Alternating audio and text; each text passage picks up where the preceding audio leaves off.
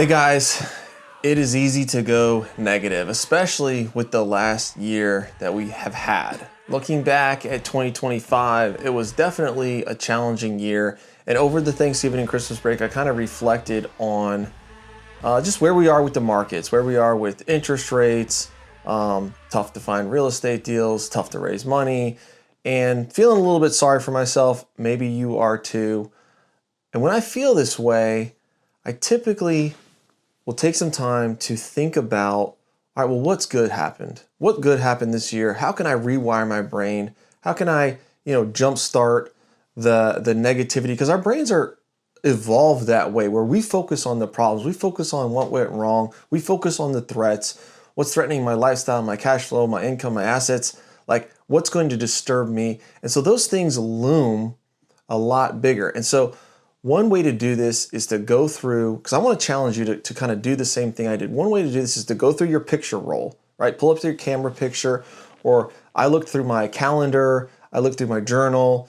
You can look through, emails. That's a lot. I don't know about emails, but looking through and seeing what are the events that happened this year. And some of them, are related to business. Some of them might be related to family, your kids, etc. But to build a gratefulness list and an accomplishment list for the past year. And I've done this probably 4 years in a row now. And so I kind of wanted to recap 2025, also give you some tidbits into what these sentences mean, the things that I did this year, what they mean, how they worked out. I'm going to give a little bit of color, more color than I do online. So tune in, and at the end, I'm going to talk about forward looking into 2026, how I have set goals for 2026, and it's probably not what you think, because I really look at goals differently than most people do. I don't just set out a whole big list of things that I want to accomplish. I take it from a different perspective. I'm going to get into that towards the end of the episode. So let's get into the recap of 2025. I'm not looking at all the struggles. I'm not looking at all the things that went wrong. I'm looking at, well, what went right? What did we do this year? And get some perspective on that and remember God's faithfulness to me and his provision. So going back to, January, February of last year, we refinanced our 34 unit in Barberton, Ohio. So we borrowed hard money from a private investor, about $600,000. We got a loan actually from the seller. He owned our finance. He offered that. He didn't have to, but he did. And so we were all into this deal for about $1.2 million. We stabilized the deal, raised rents, took it to a bank, refinanced it, and the bank gave us enough proceeds to pay off the seller financing note, to pay off the hard money lenders. We actually put a couple $100,000 in our pocket, and now myself, Yaden, and Mohit own that deal 100% with no investors, and it's cash flowing, it's stabilized, it's got good long-term debt on it. So that was like my first win of 2025. Mostly Mohit's win. He did most of the work on that, but I'm going to take some credit since I own some of that. Spring, we also refinanced our 73 unit in Moncks Corner. This was probably one of the biggest accomplishments of the year. We have owned this property for, I think, 4 years, and we had done a seller carryback. So we bought this deal with no money down.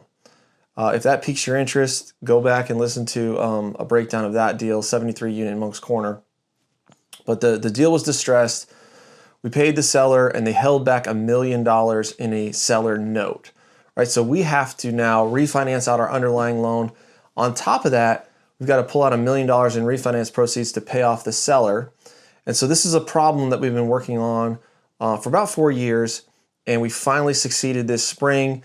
We ended up getting, I think $350,000 extra on that refinance. We utilized that money to buy out 2 of our partners who were more like passive, silent partners. They had been loan sponsors originally. They didn't really want to re-sign on a new loan, and so we bought them out, and now Yaden, Crystal, and myself own that deal 100% with no investors and no money down, no cash in the deal. It's operating, it's performing. Our loan on that now is about $4 million, and it appraised for $7.1 million. So there's definitely equity there, cash flow there. It's a great property and a huge win for this year. So even though I didn't necessarily buy another apartment complex, I bought out enough equity to basically buy another apartment complex. So I'm counting that as a win. And piggybacking on that, paid off that seller carry note. We wrote a $1 million check to the seller, and Yaden and I went over to her office and handed that lady $1 million, and it was red letter day. It was awesome. It felt really good to fulfill that promise. We were a little bit behind on our timeline. She had to extend the loan a little bit, and she was gracious and worked with us, but we got that done. We held our 3rd annual Deal Room Conference. So even though 2025 was kind of tough, we did the conference. It was well attended. We had a lot of speakers. We had a lot of fun, big success. And piggybacking on that, we decided to do a Deal Room cruise. So we did a cruise, and about 40 people came on the cruise. We did a 3-day cruise to the Bahamas, out of Orlando. Awesome time, built a lot of connections, relationships. I also did a family cruise with my family and my extended family. About 20 of us went on a little family cruise, which was fun. Sold my 44-foot Aquila boat. If you've seen some of my reels about the worst deal I ever did, the worst deal I ever did was this boat.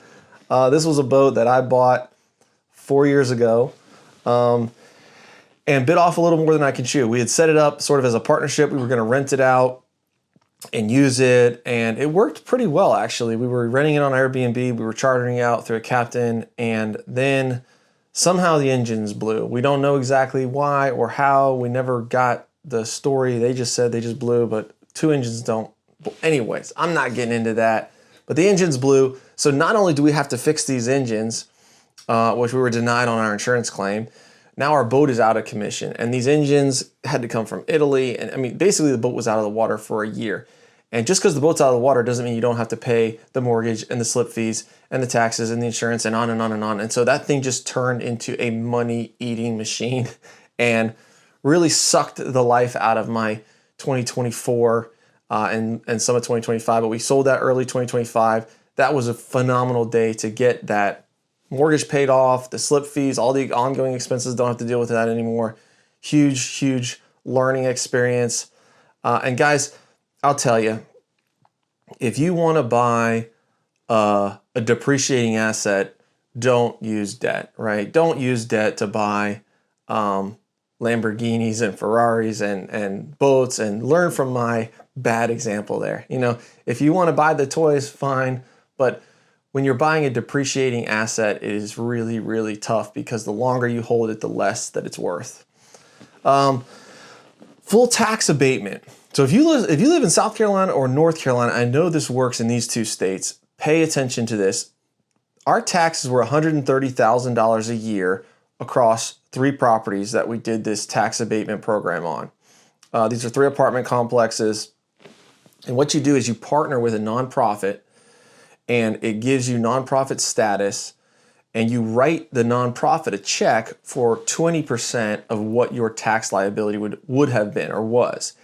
And the state takes your property taxes down to 0. So our property taxes went from about $130,000 a year down to 20% of that, which is $26,000 a year.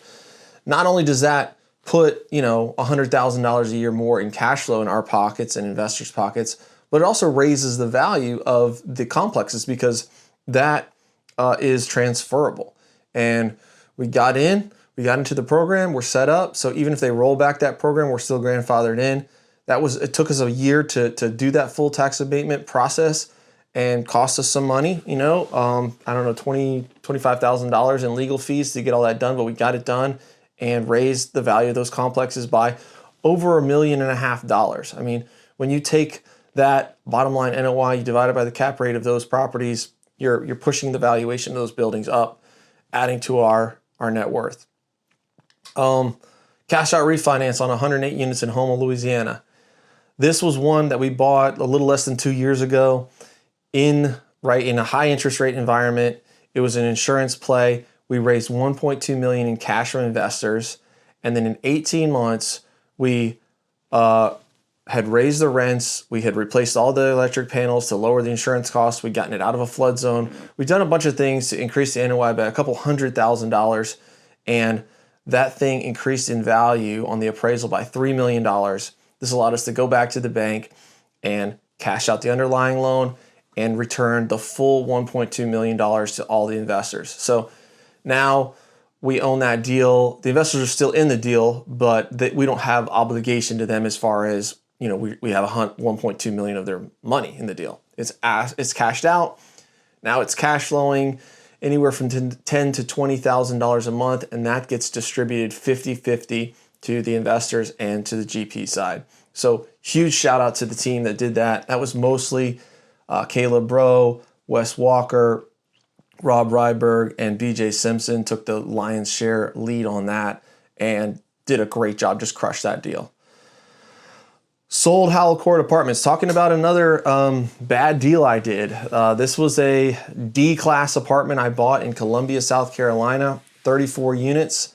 It was so cheap, I thought there's no way I could lose money, and guess what? That's all I did was lose money. Every time we turned around, it's a never-ending revolving door of vacancy, maintenance, repairs, damage, broken windows, fires, squatters, on and on and on. And dealing with that class of tenants was just a nightmare. And so at the end of the day, we sold it, I think for like 1.2 million, maybe 1.3 million. I can't remember, but I do know that we lost $150,000 of investor money on that. So investors put in about $350,000, and at the end of the day, when you factor in all the cash we'd had to put into that thing and renovations, etc., we ended up losing $150,000. And by the PPM, the legal documents that we all signed, the investors were to bear that loss.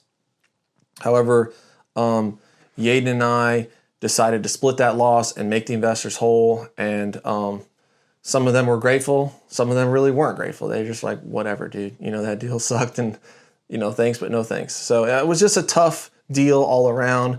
It's tough to lose money, but we kept the good name intact, right? We kept the reputation of we've never lost investors any money, and we intend to stay on that course. And we got it off our plate, right? So that we're not having to put cash into that deal every month in, month out, and a drain on us. So eliminating Howell Court was a huge win.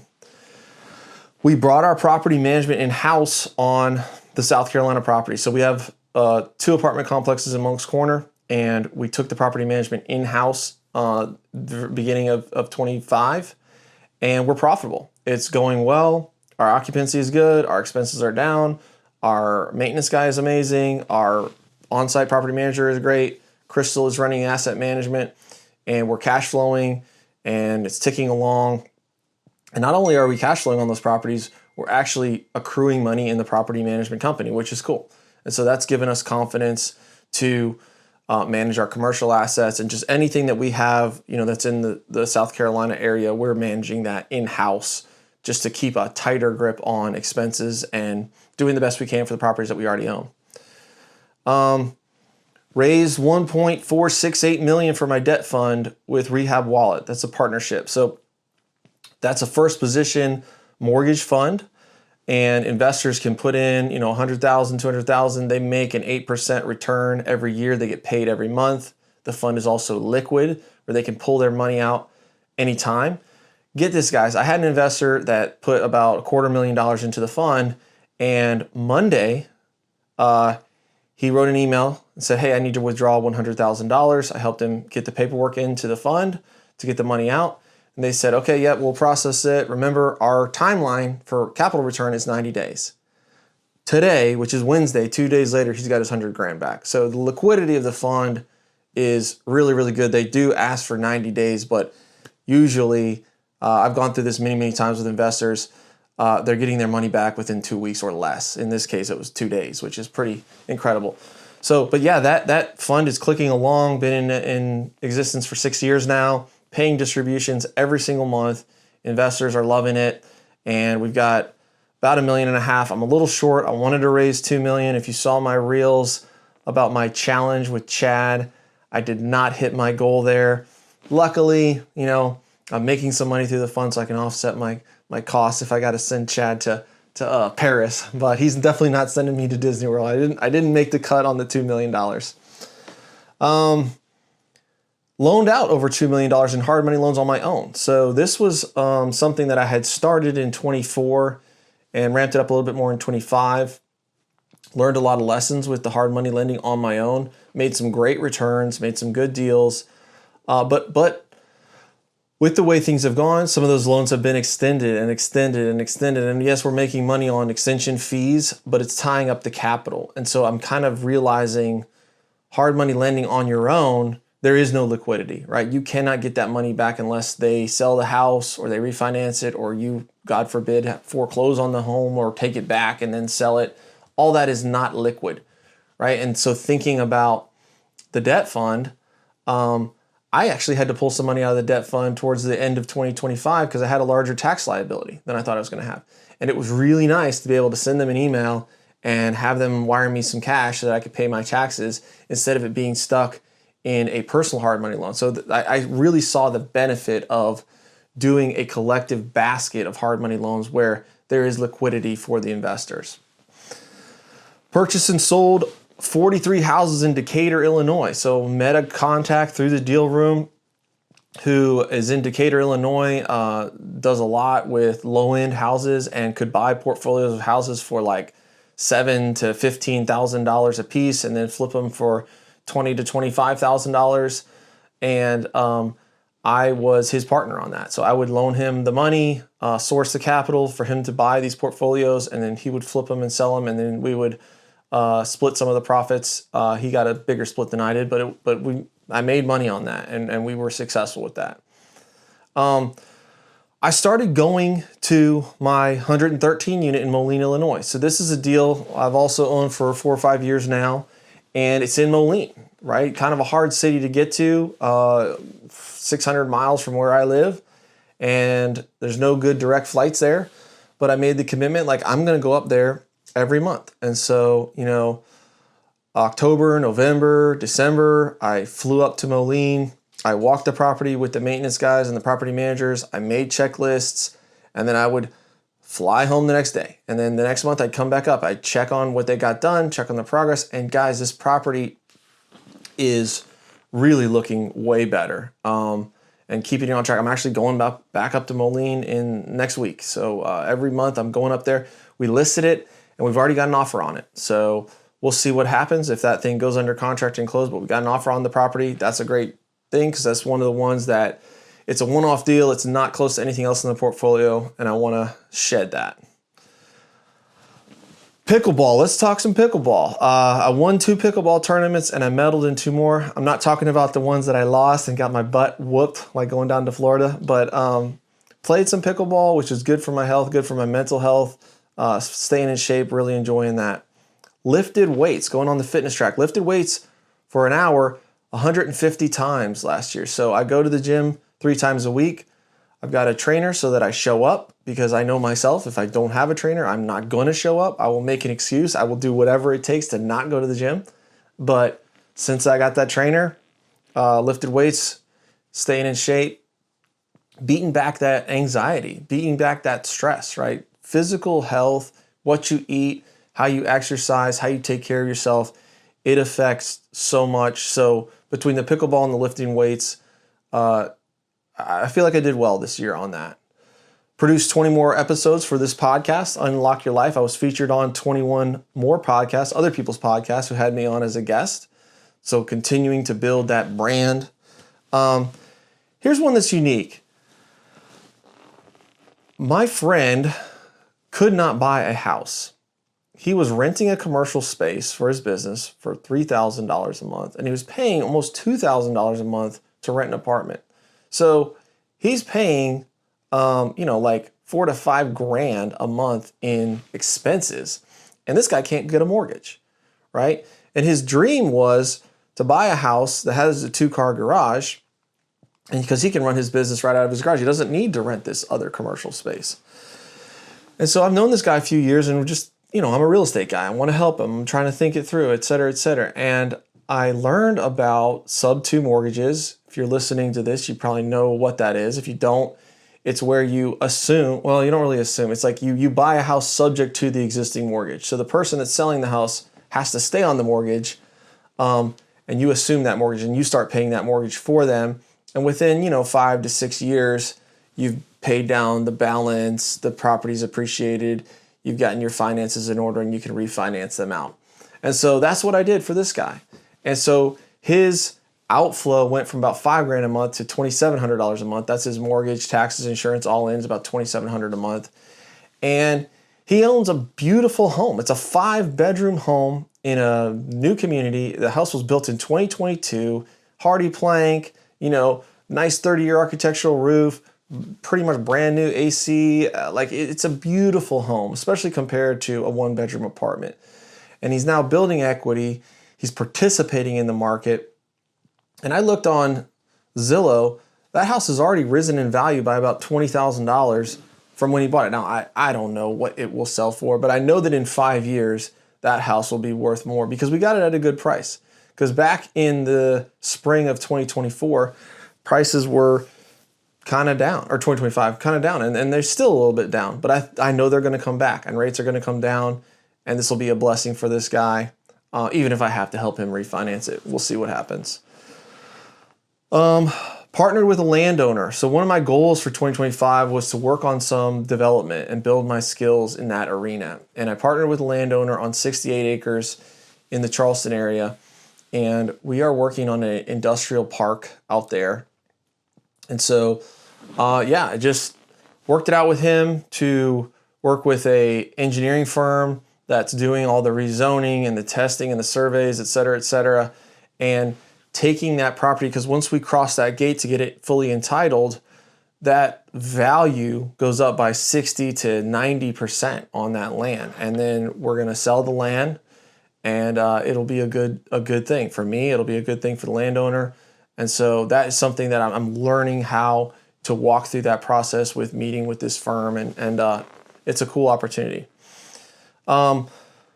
Went skiing with the whole family and my in-laws in Keystone, Colorado. I don't love skiing, but my wife does, and so we went skiing and we had a blast. Also spent 3 weeks in Ohio and in Michigan on a family vacation. Going back to development, I embarked on my first land development deal where it was me, where we bought 4 acres in Somerville, my town, and we're breaking ground in probably March on this, getting our land disturbance permit, and we're building a 40,000 square foot flex industrial development.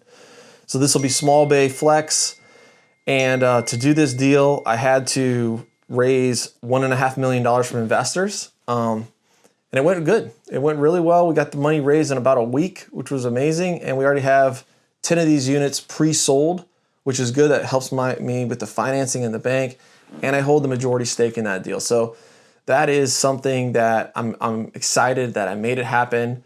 Well, I haven't totally made it happen yet, but I got the land, I got the plans, I've almost got the disturbance permit, and by the end of 2026, we will have at least the first phase built is my goal. So really, really excited about that. Also, bought a trophy triple net commercial real estate deal. Bought a dental office on Folly Road. I did that. Why I'm proud of that deal is because it was totally creative financed. The guy wanted $1.9 million was a purchase price, and he financed $500,000, which was almost our entire down payment. We had to bring maybe $50,000, $60,000 to close it, but we're amortizing $2,000 a month in debt. We're cash flowing $1,000 a month. The rents are going up by 3%. We have a 10-year triple net lease in place with private equity, phenomenal, outstanding underlying tenant, and we got it for $50,000, $60,000 down, which is pretty incredible to buy almost a $2 million property. And I own that with my sister. We own 100% of the equity. We don't have to have any investors. We don't have to raise any cash. And so I'm excited about that. Made a lot of new friends in the deal room. I watched people close deal after deal after deal. I saw them break through the ceiling of fear and not being able to do stuff to closing a deal. And then once they close their first deal, they're closing their second and third and fourth and fifth. And I watched them persist and not make the excuses of, oh, well, it's a tough market. Oh, there's no deals out there. Oh, money's tight. Oh, I can't raise money. To face all these obstacles to break through because they know what is important, and that's their future and where they're going. And so those relationships and those texts I get and those friendships that I form, really, really valuable part of 2025. My favorite, this may surprise you, but my favorite thing that happened this past year was I finally convinced my wife, Jessica, who I love dearly, to go to Las Vegas. So I've been going out to Las Vegas for conferences, here and there. I've been out there 3 or 4 times.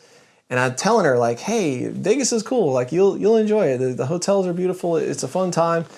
And she was convinced that, the minute that we walked off the plane, we'd be accosted by people trying to sell us drugs and hookers and everything else. So I got her to get out there, and we did it top notch, stayed at the best hotels, ate at the best restaurants, went to the shows, and she had a blast. And it changed her mind about Las Vegas, that it wasn't this disgusting, seedy place. I said, hey, if you want to find that stuff, you can go find it. But if you stay in the nicer resort areas, it's pretty cool. It's a pretty cool spot. So she enjoyed it. She wants to go back, and that was a ton of fun. So those are the stories behind those statements in a nutshell. And now I want to kind of talk about forward looking into 2026, and then I'll wrap this up before it gets too long. But when I think of goals, we are just the sum of our habits, right? Life is so daily. We have these big, audacious things that we want to do and we want to accomplish, these big mountains to climb. And yet we have to break those things down into, well, what am I going to do today? What are the things that I need to cut? And what are the habits that I need to build to be able to do that? Because inspiration strikes, when you're least expecting it. An idea, oh, I should call this person, or I should make an offer here, or I'm going to creatively strategize and do it this way. Those things happen when we're at our best. And what I'm talking about here is lifestyle. So the first thing that I talked about was having a consistent lifestyle. So waking up at a set time, right? I got into a kind of a bad habit in 2025, I'll admit, where I wake up whenever I want. I didn't have the alarm going off, so I'd probably sleep in a little later than I wanted. Then I'd roll over, pick up my phone, start scrolling Instagram and Twitter, and before I know it, another 30, 45 minutes have passed. Then I get up, take a shower, get into my office, and I'm already feeling bad about myself. I'm like, man, I'm not crushing the day. Like, I didn't get up when I said. I wasted 45 minutes of precious time messing around on Instagram, not doing anything productive, and I'm starting my day off that way. And so I know the answer. I know the solution. And so for me, it's setting my alarm, putting my phone plugged in the bathroom, where I have to hear the alarm. I wake up, I get out of my bed, I go turn the alarm off, and then instead of getting back in bed, I'm already halfway to the shower, just jump in the shower, and then bam, I'm awake. My day's started. I'm getting a good jump on the day. Then I'm going to go into my journaling, prayer, meditation, reading the Bible, and that just sets the tone for what I'm going to do that day and clarifies my mind. Another thing I'm doing is it's like a health challenge. I mean, some people have heard of 75 hard. I'm not quite doing 75 hard, but I'm doing workouts 5 times a week. I'm eating clean, no sugar, no junk food, sticking to the diet, drinking the water, reading the books, and killing the alcohol. One of the things about 75 hard is no alcohol. And I decided to take that forward to November. So I'm committed to not drink any alcohol up until November. I figure, my birthday and Thanksgiving and Christmas rolls around, it's okay to have a beer. But I think this year is going to be a separation year. So there are times in the economy and life where things happen. And I believe 2026, things are going to happen. Big things are going to happen. Things are going to change. It's going to be a year of upheaval. I've got a couple big projects I'm working on, and I want to stay intently and extremely focused on that. I quit drinking for a year in 2019. It was the most productive year I probably ever had in my life. And so I'm going to do it again for 2026, and I'm excited about that. So instead of like this goal, I'm like, what are the things that are going to set me up for success, right? If I'm waking up early, if I'm exercising, if I'm eating right, cutting out the sugar, cutting out the junk food, cutting out the alcohol, I'm getting a good night's sleep, I'm present with my children, I'm not cranky, I'm not hungover or cloudy because I had a few too many beers the night before, those things are going to compound.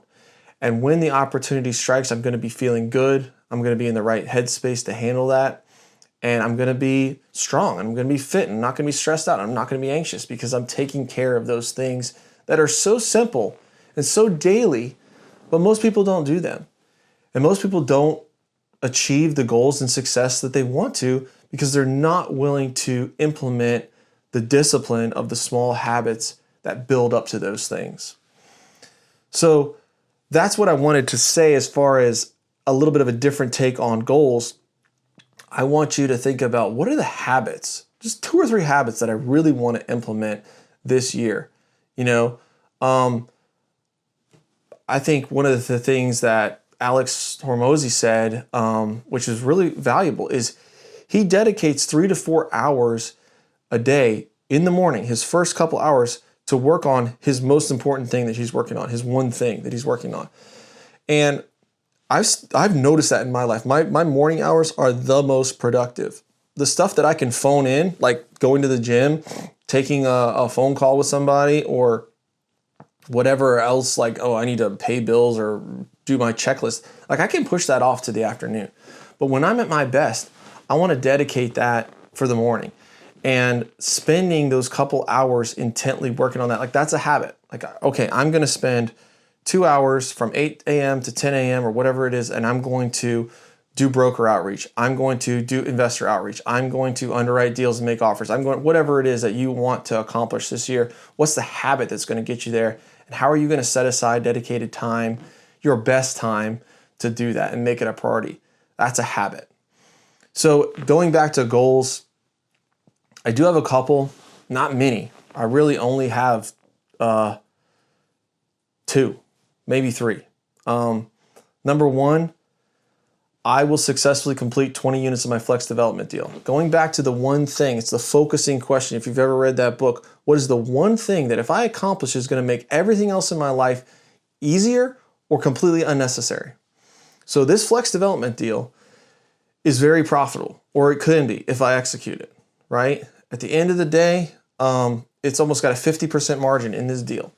And so I want to execute, and I want to execute with intention and clarity and the best I can. And so I'm going to focus intently 2 to 3 hours a day on this flex warehouse project. And you may think, well, how could you focus on it that much? Like, you're waiting around for this and that and the contracts.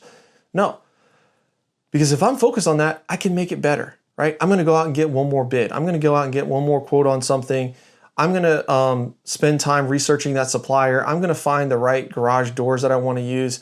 I'm going to go out there and pre-sell one more unit. I'm going to talk to a couple more investors just in case we need backup cash to finish the project. Like, I want to be as prepared as I can to absolutely crush this deal, because I know that if I do, it's going to solve a whole host of other problems that are facing me. And one of the problems that's facing me in transparency here, guys, is when you're a real estate dude, most of your worth and your liquidity is tied up in these real estate assets.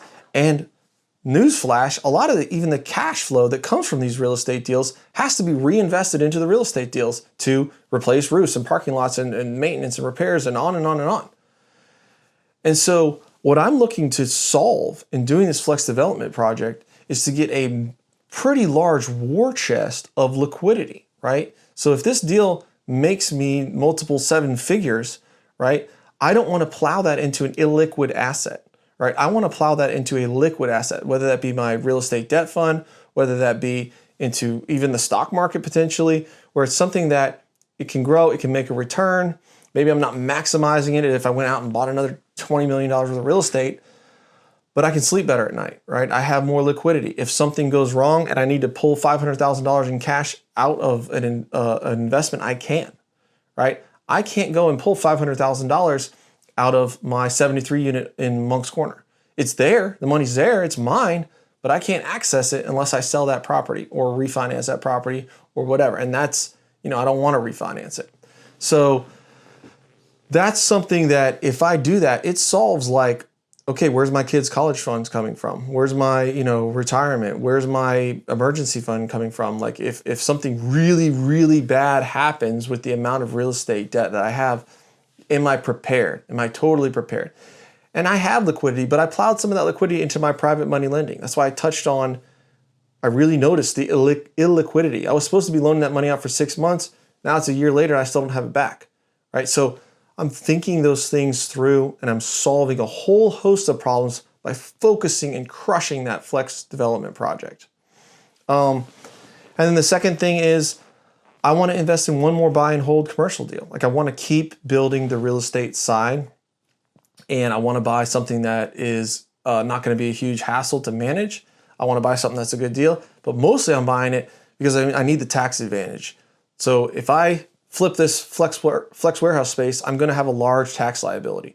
And to offset that, I want to have a $2 to $3 million deal that I get the depreciation on, bonus depreciation, and I can take all that in year one. I can take that in 2026 and offset some of the, or hopefully all of the income that I make on the flex development deal. So those are my two, I would say, goals. And then I want to sell Moline. Moline is listed. We've got an offer on it. We'll see what happens with that. That's not something I can necessarily force to happen, but if I focus on it, it will happen. So guys, that's my 2026 forward looking. Pretty simple. I'm implementing a couple of habits that I've implemented in the past that I know that work. And I have two big goals. I want to crush that 20 unit development. It's 34 units totally, but I want to do the first phase, and then I want to buy one more buy and hold commercial deal. And hey, if another one comes along, once I have one under contract and closed, I'll probably start looking for another one if I know myself. But that's where I'm at for 2026. So if you're listening to this, guys, I would love for you to send me a message. Say like, hey, Jennings, I'm going to implement this habit. Hey, I'm going to join you. I'm not going to drink for 2026, or I'm going to cut out sugar, or I'm going to work out 5 times a week. And here's how I'm going to do it. I'm going to, get an accountability partner. I'm going to get a trainer, or whatever you're going to do to make it easy to do that. Part of the things with habits is you got to make them easy, right? If I have my phone plugged in right next to my bedstand and I wake up and I'm like foggy and I'm tired, like, dude, I don't have the willpower to not pick up that phone and look at Instagram because I'm tired and I'm bored and I don't want to get out of my nice warm bed, right? So I got to make it easy. If I put it in the bathroom, that thing's ringing and it's waking up my wife, and I got to go get up and turn that thing off. It's a simple change, but it affects everything. I tried to work out on my own, and after a few months, I would quit. I would flake off. It's like if I hire this trainer, I have to do it, right? If you have an accountability partner, if you don't want to hire a trainer, you have an accountability partner that's meeting you there 3 times a week, that someone's going to hold you to it. It makes it easier. Make it so that you don't have to exercise so much willpower to get your goals and your habits done. All right, guys, we'll leave it at there. Take some time this week to unlock your life, this day to unlock your life, so that you can unlock your life this year. Shoot me a DM. Tell me what goals, what habits you're implementing for 2026. Love you guys. Talk to you soon. Peace.